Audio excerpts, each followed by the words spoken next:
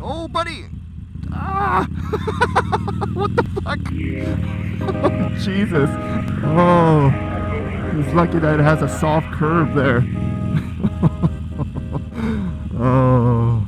What's up, everybody? Welcome back to the KS Moto Cafe. So for this episode, I want to give you guys a riding tip on how to ride at nighttime. And this is something that I was kind of shied away from just because riding at nighttime as a motorcyclist definitely elevates the risk level as a rider, only because you are the most vulnerable thing on the road unless there's a bicyclist with you. So because of that, I generally tend to avoid riding at nighttime. But if you had to ride at nighttime, I wanted to give you guys some of the riding tips that I learned from my MSF course and through my own experience. And hopefully there are some of my viewers who have a lot of experience that can comment below on some of their night riding tips from their own experience. So before I begin, if you haven't subscribed yet, please click that like and subscribe button so you can help this channel out. And without further ado, let's get going.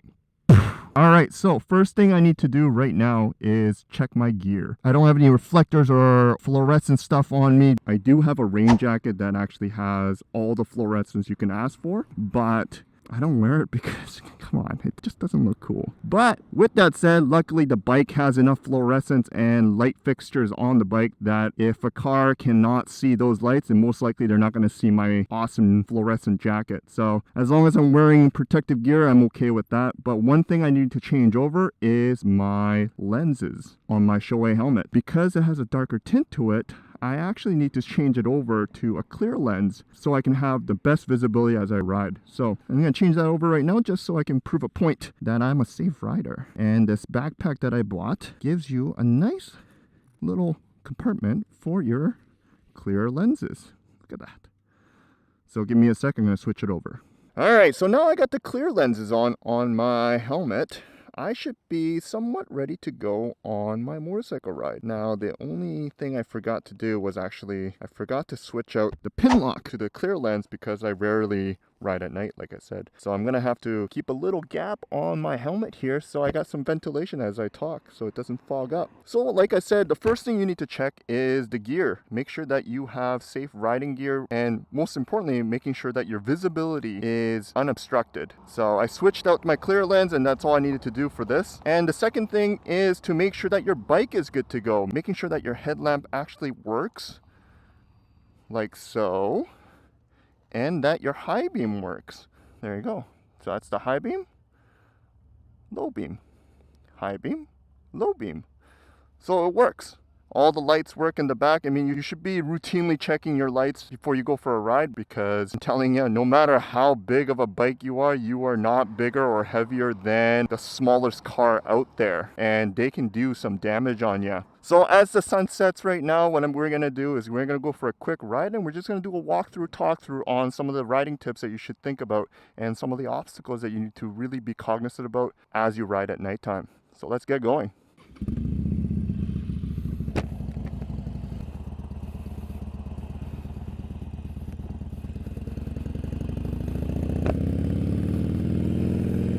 Yeah, it's fogging up. I gotta switch it over. Give me 1 second. The fog is getting super annoying, so I'm gonna switch it over.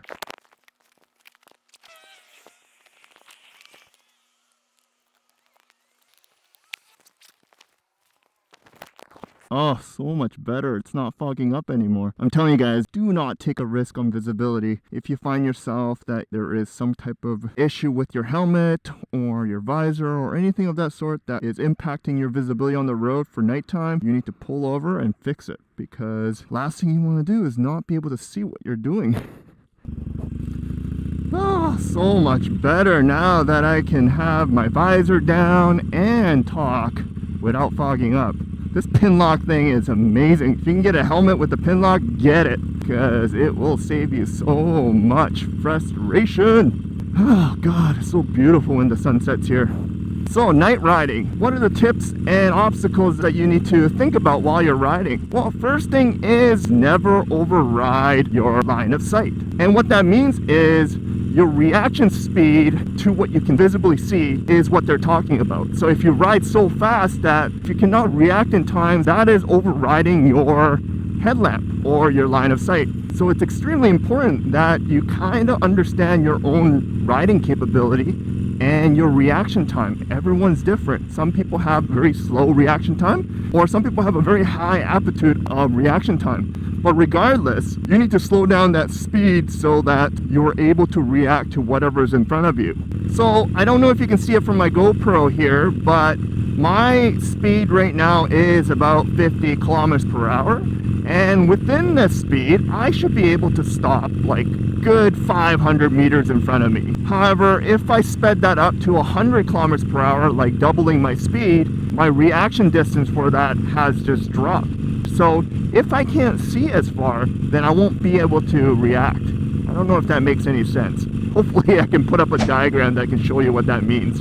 Now, the second thing that you should watch out for at nighttime, especially in wooded areas like this, is animals. One thing to look out for is these glowing dots, which are eyes, and they reflect back from your headlamp. So when you see that, you just need to be cognizant that they might jump in front of you. Little critters like squirrels and raccoons. One of the rule of thumb I learned on my MSF course is that if you can eat it in one sitting, or at least imagine yourself eating that animal in one sitting, then you are all clear to run it over. I know that sounds sadistic, but to be honest, like you overreacting to a small animal and potentially missing a turn or getting yourself into a situation that is even worse, it might be best just to run over that animal and say sorry. Now, if it's something like a deer, then yeah, I mean, you're not gonna win that one. So hold on for your life, I guess. The third thing that I would like to leave the tip with you guys is having that good distance. I know we talked about the line of sight and not overrunning your speed, but I'm talking about leaving that enough distance between you and the other cars or other motorcyclists. And one of the key things you have to watch out for is the person behind you or whoever is driving behind you, because if you notice that the driver is not really paying attention or not realizing that you're a motorcyclist and is tailgating you, then yeah, most likely he or she's gonna probably tap you in the rear end if something is to happen. Because let's be honest, one little red light on your bike is not gonna be enough for the driver behind you to notice that you are another vehicle. Every driver on the road is programmed to see two red lights, and when they see a single one, sometimes there's this disassociation where they realize it's not a car, therefore they don't need to worry about you. And that's where you end up getting people rear-ending you, which is quite scary. So for me, if I notice that there's a driver or a vehicle behind me that isn't really paying attention and is riding a little bit too close to me because I'm keeping it safe and I'm riding a little slower than usual, then yeah, I would get out of the way and let that person pass, because I'd rather arrive at my destination late than never. So as a habit, even during my daytime rides, I'm always looking at my side view mirrors to ensure that the driver behind me is paying attention. And this is when I think having louder pipes does save lives, because it gives the driver around you a little bit of association that there's something other than a car around them.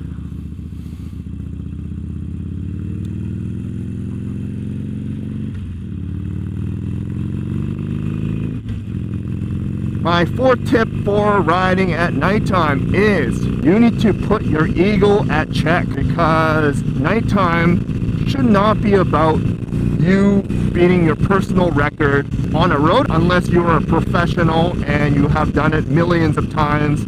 I don't know. It doesn't matter for me, because I just want to ride safely and get to that destination safely.